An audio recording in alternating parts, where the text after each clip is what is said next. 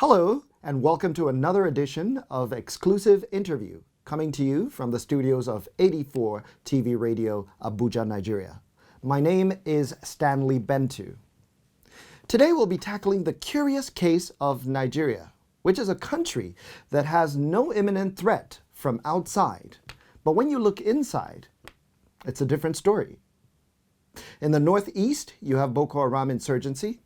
You have banditry in the northwest, farmer-herder conflicts in the north-central, separatist movements in the southeast, and militancy in the south-south. As a matter of fact, it seems as if these days, only the southwestern part of the country does not have some sort of endemic crises that may threaten national cohesion. So, we have a lot to do. But what steps need to be taken? Well, that's what we'll be talking about this morning. But before that, have a look at this report. The task of unifying the various ethnic, religious, political, and socio-economic groupings in Nigeria has remained a daunting national challenge more than 100 years after amalgamation in 1914. This is particularly puzzling considering that all government regimes since independence in 1960 have made national unity their important agenda. Programs, policies and mantras such as the unity of the nation is not negotiable, amongst others, have been adopted to facilitate national unity in Nigeria. Yet the gap between the various groupings seem wider as the nation is still plagued with ethnic rivalry, religious intolerance, power sharing, as well as issues of insecurity in the country. The challenges to national unity in Nigeria appear to persist because of the manipulations of political, ethnic, and religious elites due to pecuniary gains and enduring rivalry over the control of state power. As a result, government policies and projects are narrowly conceived and implemented to favor selected groups and communities.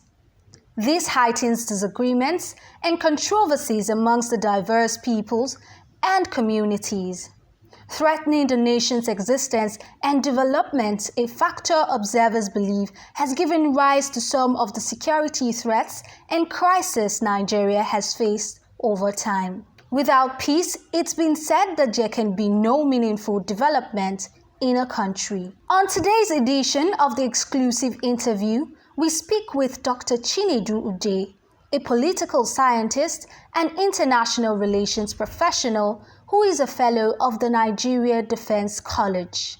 Dr. Ude holds professional qualifications in disarmament, demobilization, and reintegration from the Kofi Annan International Peacekeeping Center, Ghana.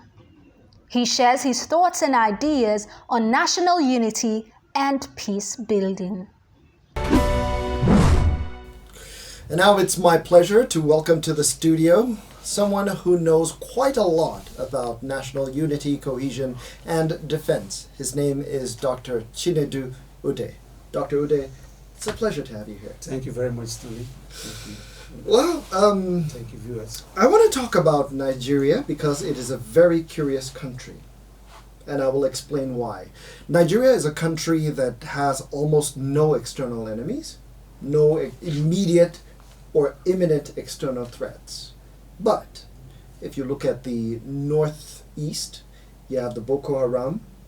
If you look at the north central, you have the cattle herder farmer crisis. If you look at the south, there are the militants and agitators. You look at the southeast, there are separatists. So all of Nigeria's biggest threats are threats from within. And this means that one of our biggest challenges is national unity, national cohesion. What are your thoughts on this? Yeah, thank you very much, and I would like to welcome our viewers to wish them happy Eid Kabir, our Muslim brothers and sisters. The first thing I would like to say about it is that, of course, Nigeria is a country, multi-ethnic, multiracial, and of course become a bit fragmented along these lines as a result of the colonial amalgamation of Nigeria in 1914. that amalgamation, what you could call an unholy marriage, between people of diverse cultures and religion. But that given as a basis, of course, those who fashioned out the fathers who were at the forefront of the champion for independence, thought about national unity, thought about national cohesion, national integration as key factors that could weld all of us together to achieve one great country, a hope for the African continent and a hope for the black man. But if you look at, and this actually has led us to come up with so many things, so many, programs, even constitutionally, attempts to bring about national unity. If you look at our motto, it talks about unity and faith, peace and progress. To tell you that unity is one key factor, for Nigeria. But where are we getting it wrong? Because we've not succeeded, at least for the major part. Yeah. Maybe the mechanical unity, because we wrote a constitution that says Nigeria is indivisible, it's indissoluble. And with that single action, we have illegalized any attempt to balkanize or to separate this country.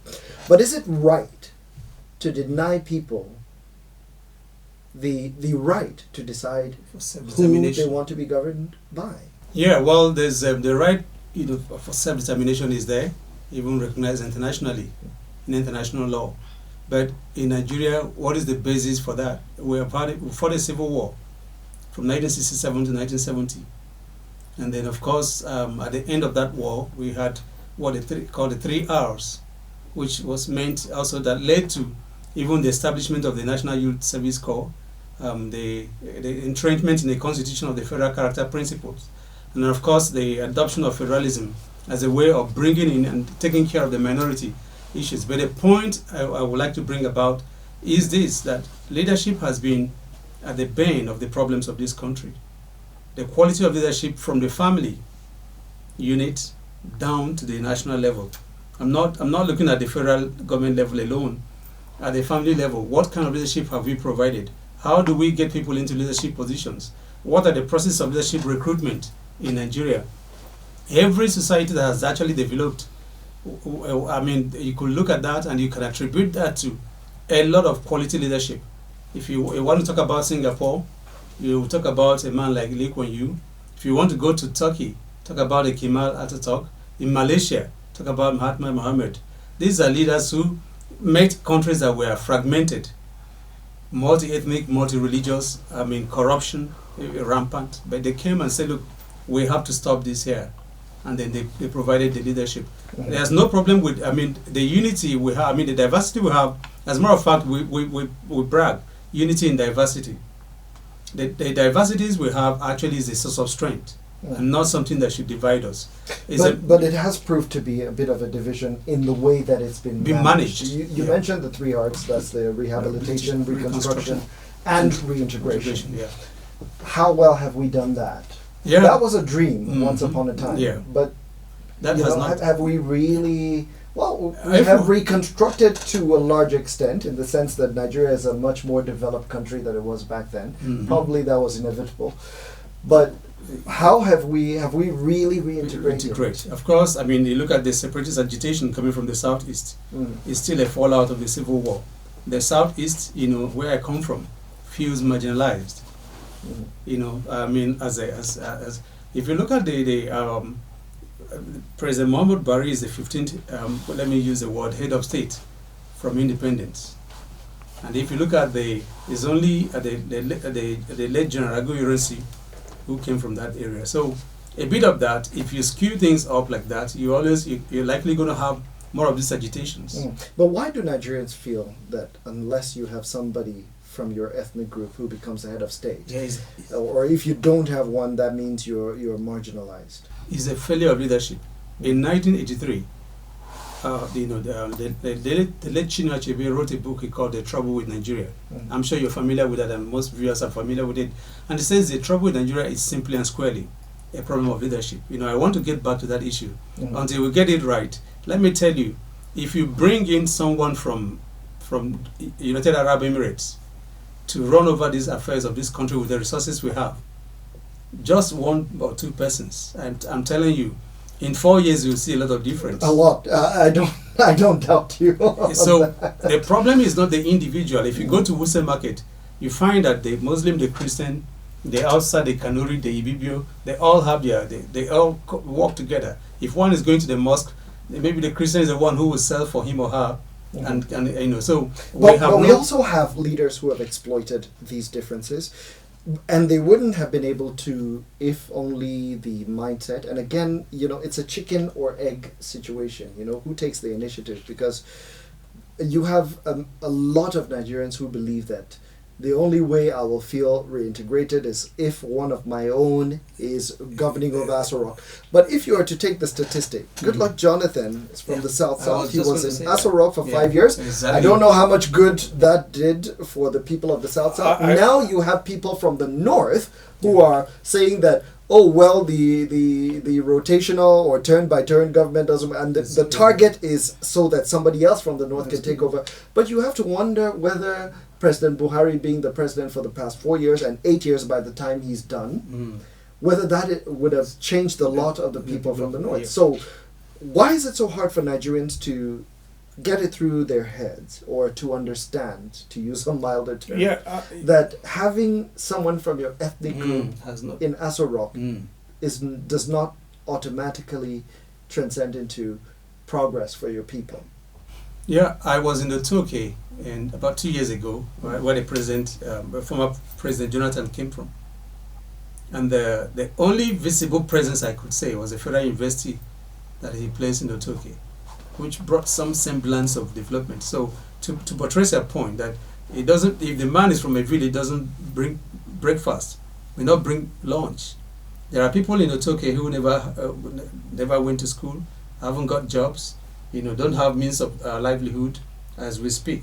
So it has a problem. But the fact remains that because of the way the society has not, the leadership has not provided the basic same economic, you know, conditions for people to live beyond on the you know, some of this you know, primordial sentiments.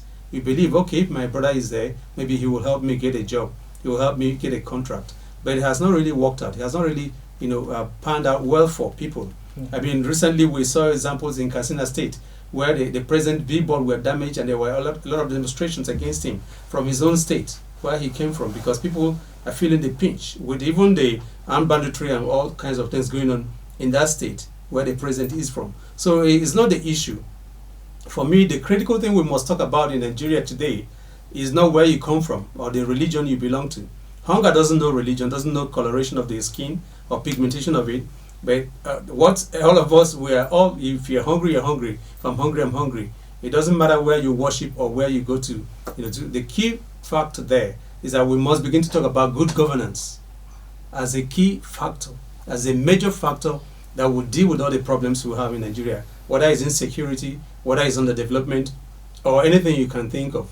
The key factor is to provide good governance. Especially look at the local councils, 774 local councils. Are we taking them accountable? Of course, there's a problem with fellowship. We have not demanded accountability from those who are in charge. We have not demanded accountability, and that's where we're getting it wrong. Well, I would like to talk more about the responsibilities of followership and the responsibilities of leadership. But for a moment, maybe hypothetically, let's imagine that we have somebody there who wants to bring about national cohesion. What does he need to do? All right, yeah. A society is made up of three core components. You have the children, you have the youth, you have the old. Whatever any leader wants to do must integrate these three components. And in most societies, we say the youth of today are the leaders of tomorrow. In Nigeria, you have close to 150 million youths who struggle to go to school if they can get admission. And then when they leave school, they can't find a job. About 140, with frustration, they have to get in there. So what am I trying to get at? Is that a leader who will emerge, who wants to bring about national unity, national cohesion, national integration, must begin to develop programs and policies that will target the youth. Because, I mean, if you look at the bulk of those involved in kidnapping, those involved in armed banditry, the herdsmen issue, all kinds of criminality you find around Nigeria. The bulk of the members are people within the age bracket of youths. Mm-hmm. So if you are imagined as a leader, you must begin to do programs, not the kind of programs you have done before, not a fire brigade, not ad hoc programs that will address the problems of the youth. Until you get that segment of the population that's the bulk, the most energetic. The young children don't have much contribution to make. You provide for them. The aged, once you're 65, 60, 70, you have little blood to contribute to national development. And I want to talk more about that, but we do have to take a break now. When we come back, we'll be asking the question whether Nigeria has a leadership problem or a followership problem. I'm here with Dr. Chinedu Ude. Don't go away. We'll be right back.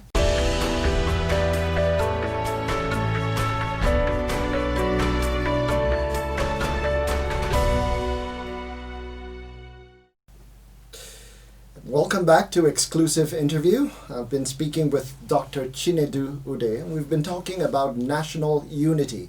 So many questions about that. And before we went to break, I would like to let you finish your thought about, how leaders can actually make that difference. And you mentioned people like Lee Kuan Yew. And I read his book, From Third World to First World in 20 years. But is it even possible to do that? Because it took him 20 years. President Obasanjo was here for 8 years by constitutional requirement. There are stories about him wanting to extend that. Nigerians squarely rejected that. Then we've had other leaders, Yar'Adua, Goodluck Jonathan, and now President Muhammadu Buhari. So if you need 20 years to turn the fortunes of a country around, how do you put a limitation to somebody who may be doing a good job and say you're only going to have 8 years? Okay, thank you very much for that interesting observation. It's not how long you are in government that actually determines what you could do. A day, 24 hours is enough to provide quality leadership. You don't need to have 20 years to be able to transform your society. We could start. Like I said, if you must find solutions, first is that we must all agree as a people, as a country, what do we mean by national unity? From the Southeast, do they see national unity to mean what? But here's the challenge. Yes. And I get what you're saying, but the challenge is this. We have this problem with reversal of policies. So a president comes in, he sets up some policies, and a lot of them may be good. And I'll give you an example. President Goodluck Jonathan had a national conference, and I will never forget the moment where he took that document, which, well, there are aspects of that he may have been able to implement, but for some reason or other, he didn't.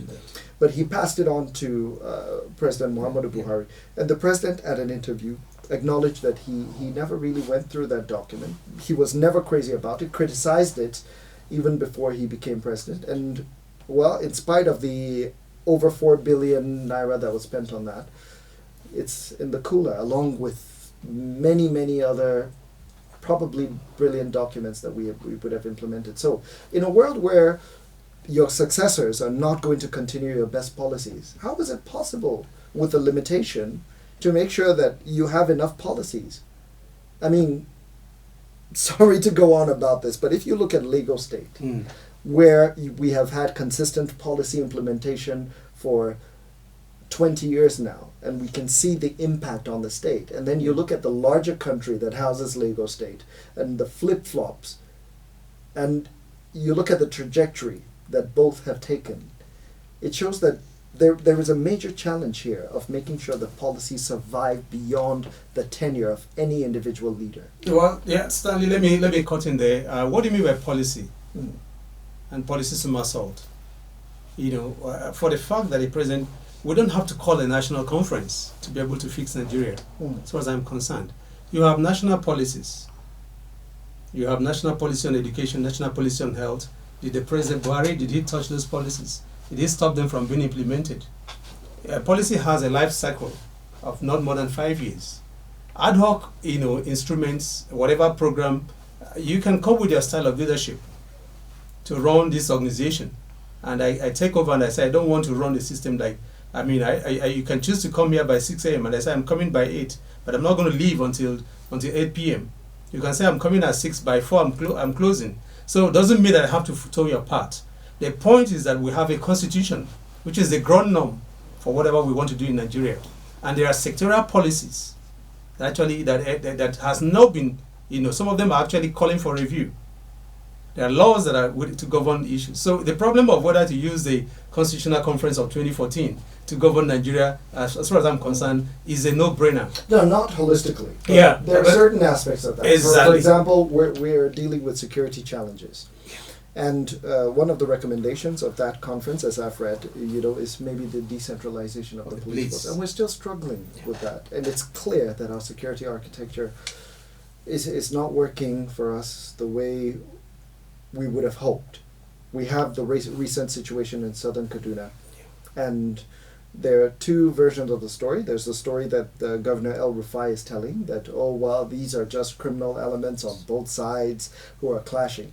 But then there's the other element, which is, the people of southern Kaduna saying that, look, we want to live in peace, but we are frightened. And I'm only paraphrasing, the undertones. Mm. We have a way of life, but we are frightened that these people are coming and they want to take away or destroy our way of life and supplant theirs over ours. Mm. So if we do not have a country that protects the rights of the minority, we're never going to achieve peace, are we?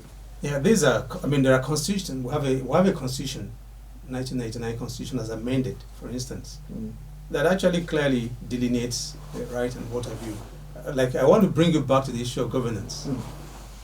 Why do you have a high level of insecurity? What you see is people trying to help themselves. A country like Somalia, where you could say is a homogeneous society, has never known peace for the past 11 years. There's no central government that you can see that's a functional government, a homogeneous, society.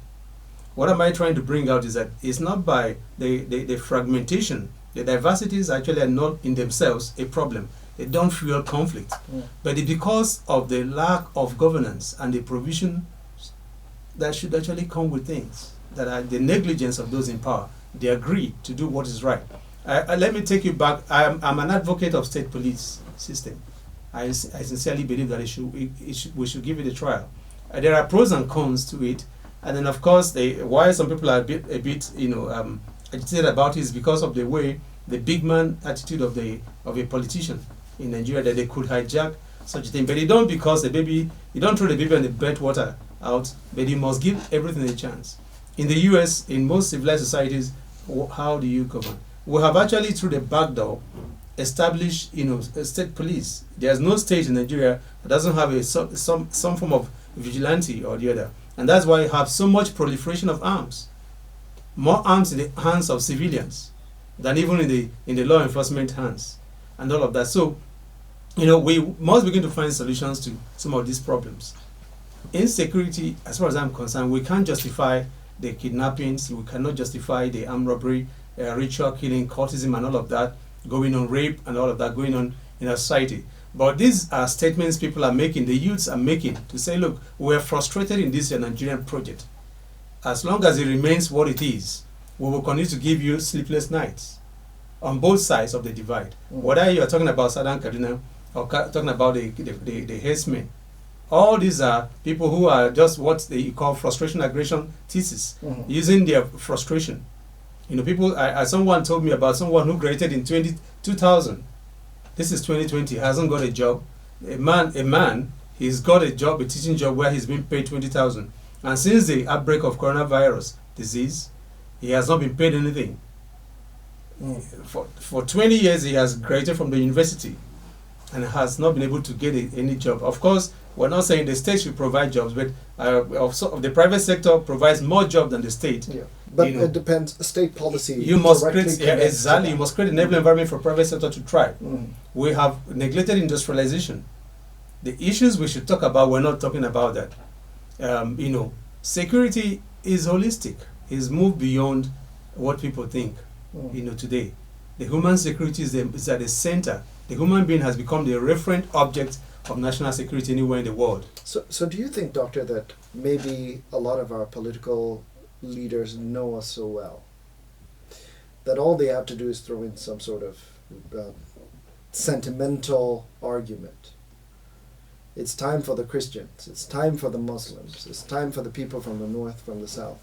And once we get into that argument, all common sense goes out of the window, and we don't talk about whether industrialization is being taken care of, whether power, we're getting power, whether all of the money we have spent is enough to make sure that young people are sufficiently engaged. Yeah. So our politicians tend to whip up these sentiments, but we fall for it every time. Yeah, these politicians, where are they coming from? Who recruited them? What is the antecedent? What have they done before? What is the recruitment process into leadership positions? These are things we need to interrogate. You know, someone who has never been even a good father can be a good politician. If you like, take him to the Senate. Someone who has never been a good husband. Interesting point. Who has never been a good husband can make a good national leader anywhere in the world. I can tell you that. And of course, you don't give what you don't have. You talked about leadership starting from the home. Yeah.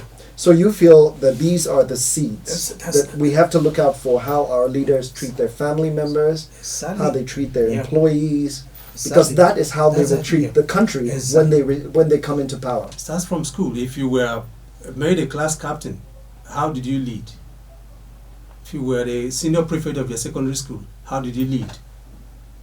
Not talk about it. Now you find people in leadership positions that are actually they're not leaders.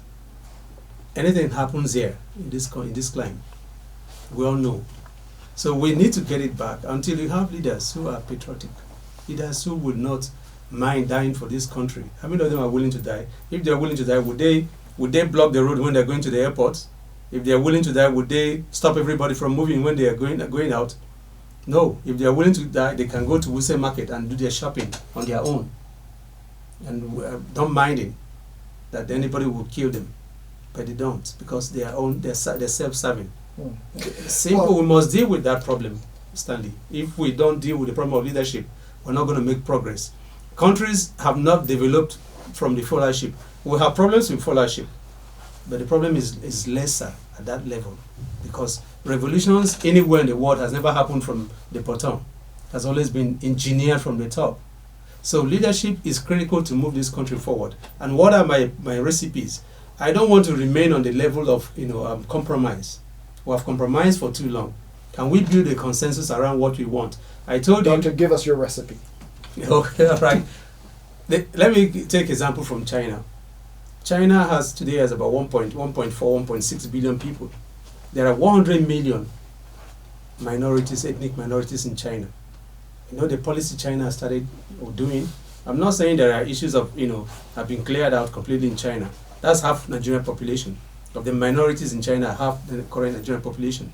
But education is the foundation. Quality education. Societies that have neglected education will always have problems. Quality education that is affordable. Public engineered education, not private sector driven education, is very key. The family is critical to building a country afresh. I told you about 3 components of the society, the children. I have children, I have 4 of them. I own Nigeria. Why do some countries pay women, like the United Kingdom, to raise children? Why do they pay them to say, stay at home, we'll pay you for raising children? Because they understand the implications of raising a bad child. In most European countries. European countries that do that. The terrorist is a function of your failure of the home. The kidnapper is a function. So we have that. We have education. We have the family. Yeah, you have the family. You have the worship centers are critical. We're merchandising the gospel. We're merchandising the gospel, and people are no longer getting the values of Christianity. The ethos of Christianity was the ethos of hard work.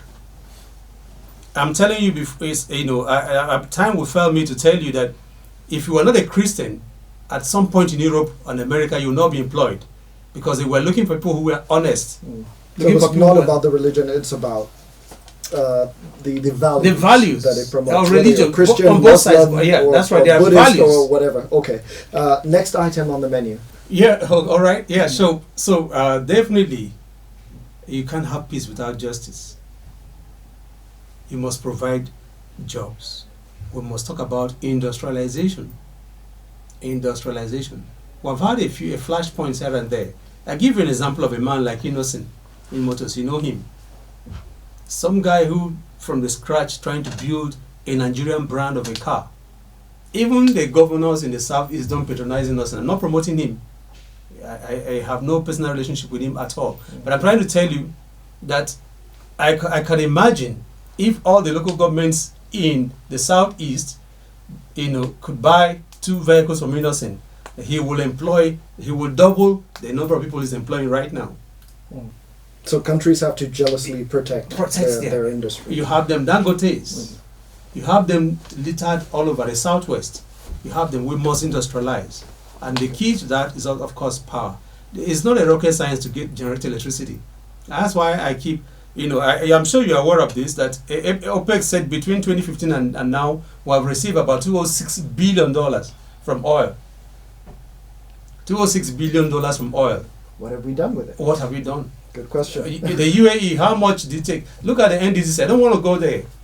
The money that has been wasted away in that particular agency. Well, so if we do that, we'll probably open up a Pandora's box. We must industrialize. We must engage the youth population. Yeah. I've told you they are critical.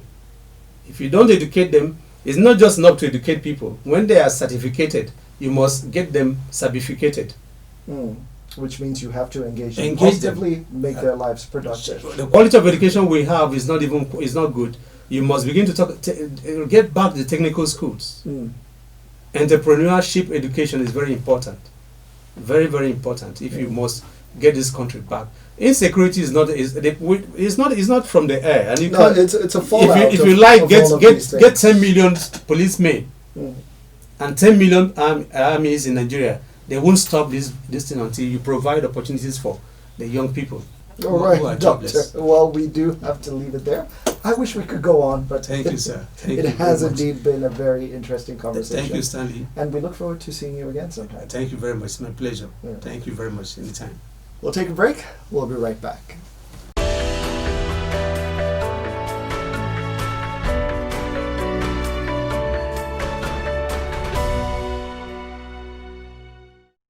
A very interesting chat we had with Dr. Chinedu Ude. And we learned quite a number of things, and I want to share some of that with you. Our diversity doesn't fuel conflict. It's the inability of our leaders to provide the right leadership and cohesion, as well as positive engagement of an energetic young population. That's the real reason for the insecurity that we have in this country. And there's a recipe of ingredients that we simply must apply to fix this country and achieve peace, prosperity. And without that, progress would simply not be possible. First, leadership starts from the home, because how a person treats their family can be a direct indicator of how they will treat the country when they get into power. Second, we must get education right at the basic level. There's simply no getting around this. The better quality of education, the more improved the pool in which we fish out our leaders. Third, religious institutions are more influential than political leadership. The messages that emerge from these institutions can be carefully crafted to shape and build the character of future leaders. And finally, you can have... Take two. And finally, you cannot have peace without jobs. We can no longer afford to duck the question of industrialization.